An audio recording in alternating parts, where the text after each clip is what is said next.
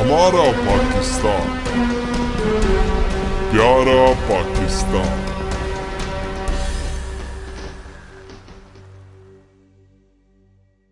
سرائے عالمگیر سے خبر شامل کریں گے۔ وزیر اعلیٰ پنجاب مریم نواز کی ہدایت پر جشن آزادی پاکستان کے موقع پر آزادی فلوٹ کی سرائے عالمگیر آمد پر پرتپاک استقبال۔ سرائے عالمگیر آزادی فلوٹ کا مقصد قوم کی عظیم قربانیوں اور تحریک آزادی کی جدوجہد کو نمایاں کرنا ہے۔ سرائے عالمگیر سے ڈاکٹر تصور حسین مرزا کی رپورٹ کے مطابق سرائے عالمگیر کی حدود میں داخلے پر اسسٹنٹ کمشنر سرائے عالمگیر محمد اکمل نے آزادی فلوٹ کو خوش آمدید کہا۔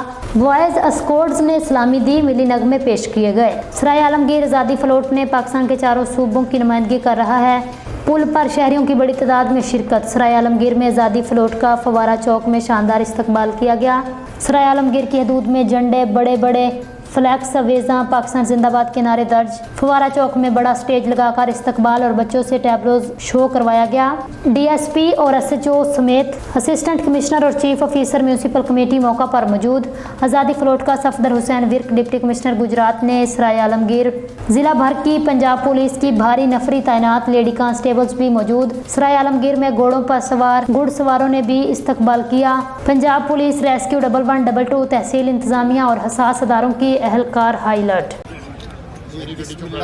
بسم اللہ الرحمن الرحیم۔